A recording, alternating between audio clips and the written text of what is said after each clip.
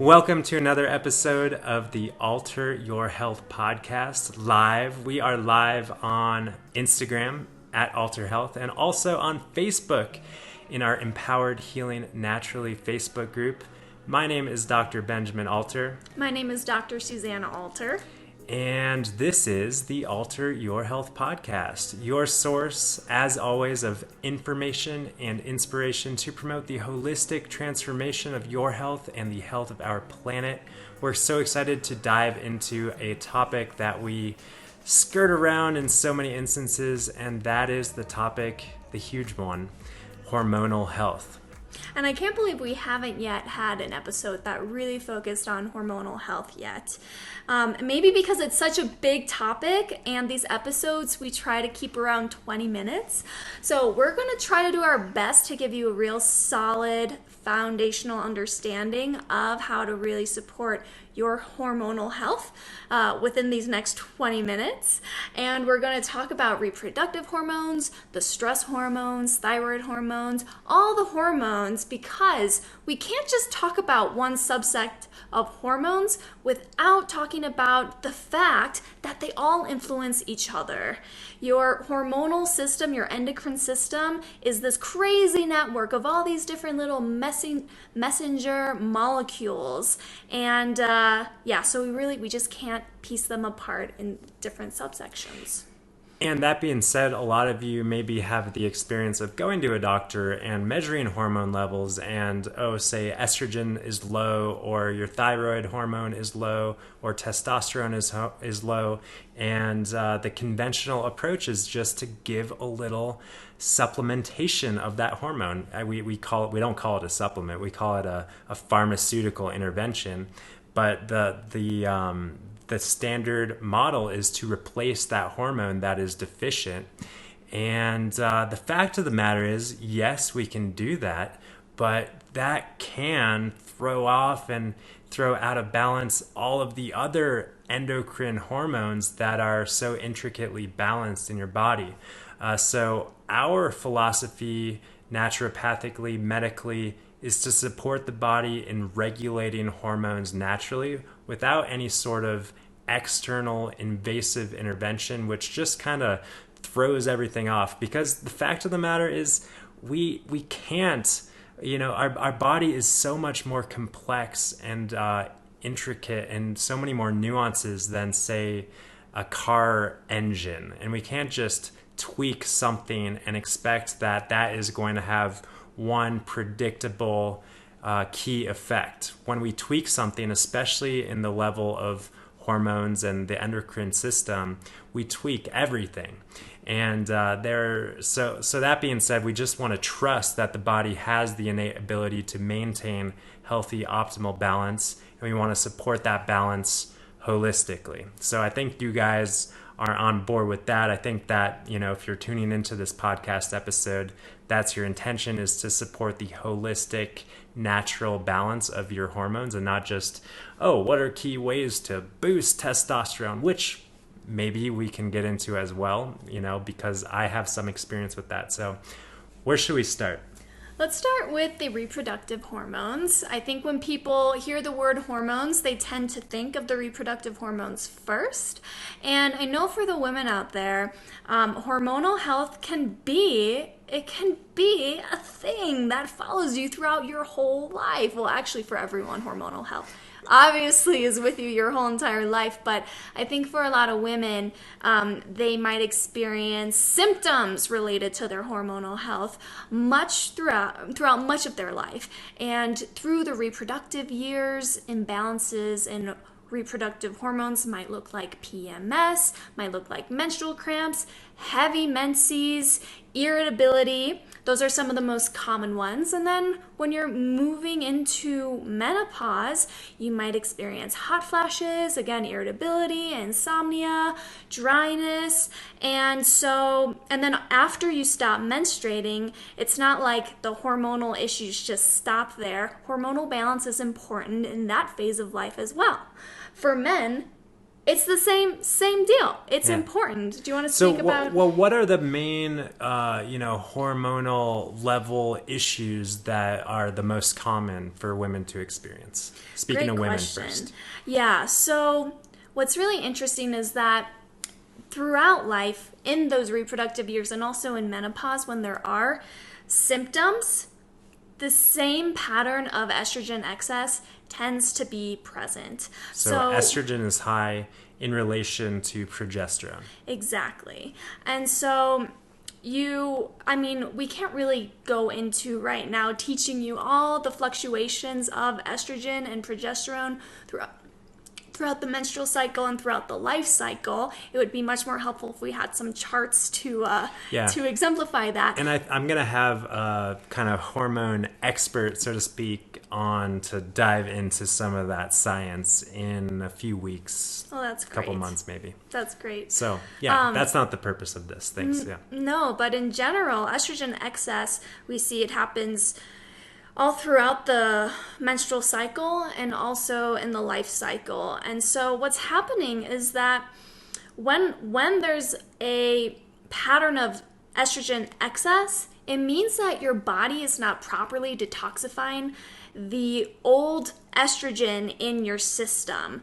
And so really, it's up to your liver to help take apart that old excess estrogen and eliminate it out of your body. But what we find in today's day and age is that a lot of people's livers are backed up and sluggish. They're dealing with environmental toxins, they're dealing with toxins in their food and their beverages, and on top of that, now they have to process all of these hormones. On top of that, natural hormone, the natural estrogen, we're in a world where there's synthetic xenoestrogens, they're called, in our environment in the form of plastics and chemicals and herbicides and pesticides have an effect on our physiology, kind of mimicking the effect of estrogen. So that leads to even more estrogen dominance, even more liver stagnation and stress. And that has effects both on the female reproductive system for sure, and also on the male reproductive system. So speaking for a little bit, I'll do the speaking on testosterone. Testosterone is obviously the main male hormone that we all think of, and it's also very much present in the female body as well, and very important for female energy levels and motivation and the feeling of kind of wakefulness and purpose and drive that can really be traced to testosterone levels. And in the male body and male physiology, testosterone obviously peaks in our life in our 20s or late 20s to early 30s. Our testosterone levels peak, and then 40s to 50s to 60s, testosterone levels naturally decline. That's natural. That's healthy. Just a little bit. That's called, andropause is the name that has been given to that, which is synonymous in the male body to menopause in the female body. But that being said, a lot of men experience extreme andropause, extreme dips in their testosterone levels, which is not physiologically normal and not healthy. And that has to do, once again, with the extent of estrogen that is in our environment that's driving that process of imbalance. And also our lifestyle, our dietary and lifestyle choices, how we're living our lives. So, I have personal experience with early onset andropause. About 3 or 4 years ago, when I was still in medical school, super stressed out, I was, had chronic fatigue, and I went to a naturopathic doctor and got my hormonal levels checked. And I actually, at that point in my life, wasn't even thinking, I probably have low testosterone. I was just thinking, I'm tired. Maybe I've got adrenal fatigue. That's kind of the hot thing, which we'll get to as well. And chances are I did have some degree of adrenal fatigue that was driving dips in my testosterone. So my testosterone was measured at, I believe, 220, which is about normal for an 85-year-old man. And I was not an 85-year-old man. I was in my 20s still. And so this was concerning to me. But I knew that my body had the ability to course correct, to rebalance itself. So I started eating more whole food, plant-based foods, more quantity, more quality, all of that good stuff. And to me, the most important thing that I started doing was exercising more intensely. Rather than just riding my bike to school and going for a run here and there, one of the things that's really important for maintaining testosterone levels is high intensity exercise. So I started doing high intensity interval training or HIIT training just at home, 10, 15, 20 minutes a day, 3 or 4 days a week, and eating better. And within 3 months, my testosterone went from 220 to 650, I believe. And I haven't gotten it checked since then, about, a few years later, but I'll tell you, firsthand experience, my energy, stamina, mood, and all that kind of good stuff is pretty darn good. I love that story. It's an example of what factors are in play with your imbalance in hormones. So for your situation, it was probably a big stress piece, which we're going to get into the stress, but it was also that you didn't have enough of the building blocks because at that time you weren't really eating enough calories, would you say? Yeah. I kind of forget, but I know that I wasn't really tuned into the importance of nutrient density, lots of whole, real food. That I wasn't eating a bunch of junk food, but No, I just remember your portions were smaller, and you were timid about eating a lot of carbs, and I had that.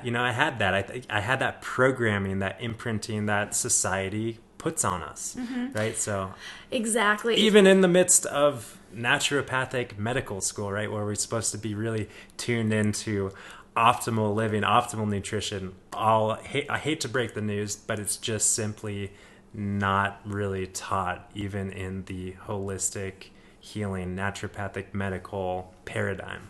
Right.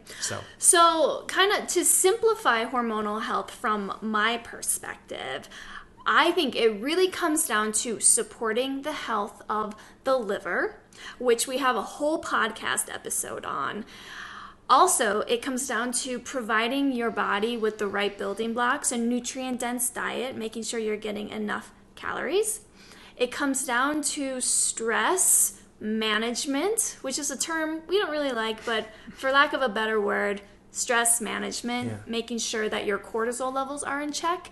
And then it also comes down to a healthy level of movement, not exercising too much, because for women, that can certainly be a factor, an issue in hormonal imbalances. Finding the right balance of movement, not too much, not too little.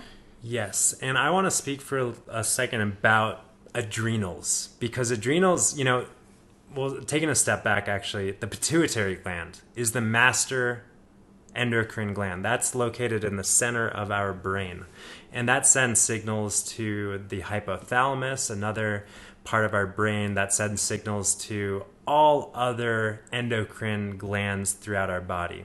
From our thyroid, our thymus, our pancreas, our adrenals, our reproductive hormones. All these things, so intricately connected. But our adrenals are really special, you guys, because they have the ability to pick up the slack of any other, sluggish endocrine gland. So when you are stressed, like in my example, let's say, when my reproductive organs were, or my reproductive hormones were not receiving enough of those building blocks to maintain healthy levels, my adrenals worked even harder to make up for that. And that the same is true for thyroid hormone. When thyroid activity drops, the adrenals pick up the slack.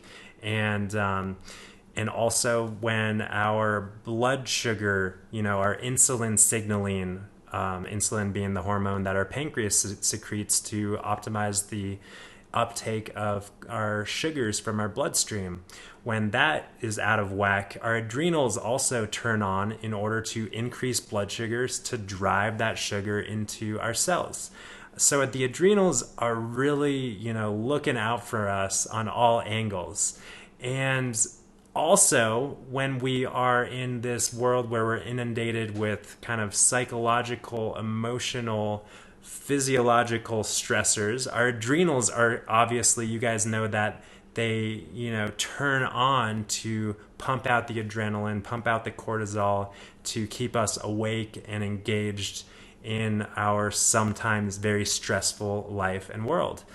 So they are absolutely burdened in our modern society. And it's just important, therefore, even more important to really consider the relationship that we have with stress in our lives so that we're not unnecessarily burdening our adrenals even more so than they already have been doing. And there are also so many fantastic herbs, gentle herbs that fit low down in the therapeutic order for those of you who are familiar with our teaching around the hierarchy of healing. The gentle herbs that really just nourish the adrenal glands and allow them to do their job much more, much better. Yeah. Of course. And with that being said, I think the most sustainable approach to really support adrenal health is to reduce the amount of stress that your body is dealing with on a daily basis, to reduce that stress response. So it's not always feeling like it needs to be pumping out that adrenaline and cortisol. Yeah. And so, yeah. We've got several different podcast episodes on defusing the stress bomb, like we like to say. Yeah. And yeah. So, just speaking a few more words about kind of the essential building blocks to put a little bit more science in this conversation. Hormones are built out of amino acids. Amino acids are the building blocks of proteins. Hormones are they're proteins. And we need the basic essential amino acids from our diet. And you guys know that amino acids, it's like, oh my gosh, therefore I need to eat a higher protein diet, right? Well, no. You just need to eat a cleaner protein diet so that your body, get your protein from the sources that are rich in the essential amino acids. And in the context of foods that can be adequately broken down and absorbed and assimilated by your body.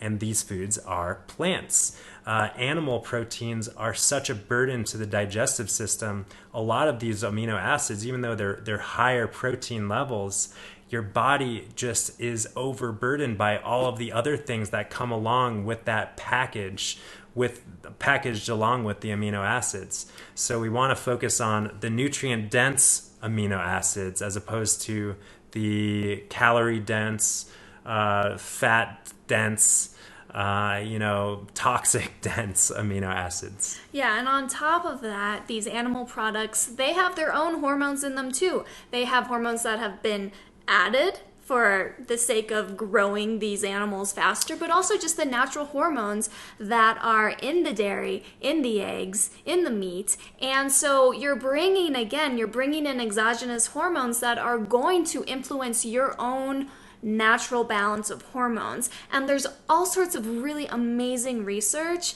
on diseases, reproductive diseases that are heavily influenced by hormones, showing that when we take out the animal products, especially dairy, the hormones tend to just come back into balance naturally. Yeah, totally. Yeah, all of those endometriosis, polycystic ovarian syndrome, ovarian fibroid or uterine fibroids, all of those things respond very well to a whole food plant-based diet because you're just removing the obstacles that are interfering with your body's innate intelligence and innate ability to heal and maintain balance.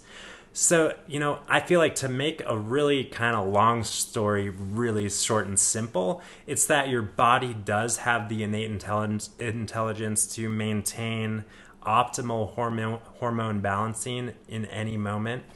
And all we got to do is just get the things out of our life that are interfering with that balance. And that's the first step. And, those things are the exogenous hormones in the forms of toxic chemicals and plastics and fertilizers and pesticides and all of those things that we're inundated with. And also, the exogenous hormones from animal products and excess fat from animal products as well, specifically saturated fat. Also, which burdens the liver. Yes. Also oils, which is pure fat, which burdens the liver. And as we do that, as we take away these things and replace those, all that space that we created with nutrient-dense, real food, all of the essential determinants of health, your body is just fueled in a way that allows hormones to be maintained optimally, perfectly. We don't have to think about it. We don't have to put in, extra iodine for your thyroid, even though that is kind of a thing. We don't have to worry about the adaptogens for your adrenals, even though that really can help in some cases as well. The first step, which is so, so, so important, is just to really focus in on that liver so that your liver can get rid of all the stuff that's already in your body, already in your environment, so that your hormones can naturally be balanced and maintained. Yes. And also making sure your hydration status is excellent because your liver really needs good hydration. Yeah. And while you're doing all of this, all these different nourishing exercises for your liver, you're also nourishing your mental, emotional, and spiritual self, which will help your adrenal health and your adrenal hormones come into balance. Yes, and I want to end, is it okay that we kind of end? Yeah, we can end. I think we need to do a whole nother episode on thyroid. Oh, for sure. I mean, yeah.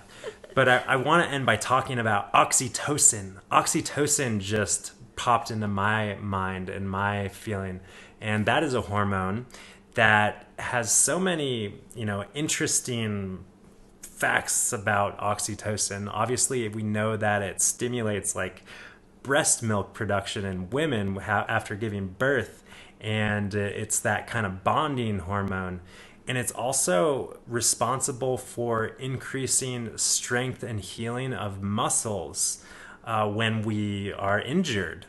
And oxytocin is released when we give birth, but hey, like I'm never going to give birth. But still, oxytocin is released reliably when we have a connection with someone intimately. It's kind of the intimacy love hormone. And that's not to say that you need to have a partner in your life to experience level, fluctuations and rises of oxytocin, but just having the experience and feeling of being connected with yourself is so important because it boosts your oxytocin, which is legitimately the hormone responsible for kind of healing in so many ways. And then there's human growth hormone, which is like HGH, which is kind of another healing longevity hormone that kind of goes along with that in some ways. So oxytocin is a good one. And, so many things are coming to my mind, but I'm not going to continue tangenting. Yeah. Can we just address some of the questions that have come up? We got a couple questions that, we are live in our group and on Instagram. So Maca Root is a popular supplement herb for balancing there hormones. Are a lot of great herbs that support reproductive hormone. And those are definitely things that I do include in our practice. We get a lot of people with hormonal imbalance issues.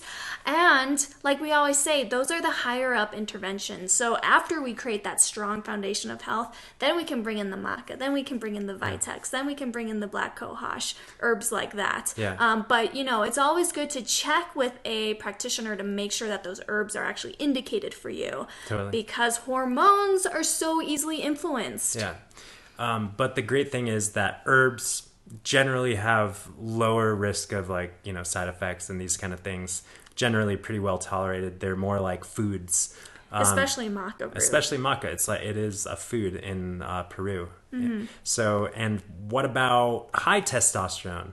That's a good question. I don't know how high you're talking about, but chances are it's your testosterone is probably fine.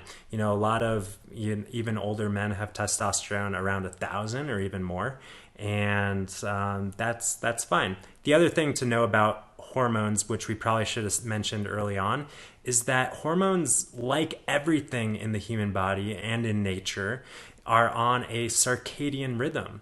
And the rhythm is both kind of on a daily, cycle and also on a monthly kind of lunar cycle, both for men and women. So testosterone is going to be highest in the morning for men. So, if you test your testosterone once at 8 a.m. and another day at 10:30 a.m., it's going to be different even on the same day. So that's just important to know.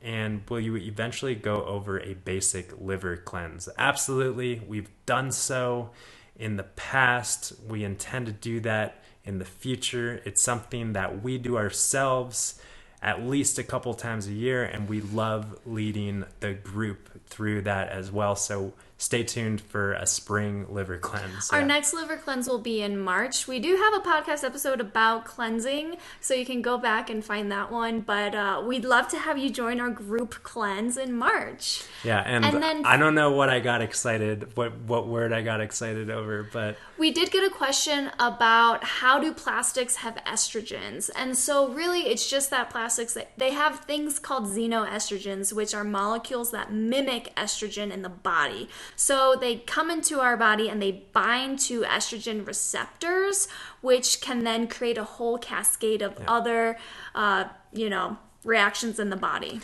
And just on that note, real quick, since it's relevant, phytoestrogens, which is a hot topic as well. These are found in flax seeds and tofu and soy and, these kind of things that you might be familiar with. Phytoestrogens bind estrogen receptors as well, but they actually don't.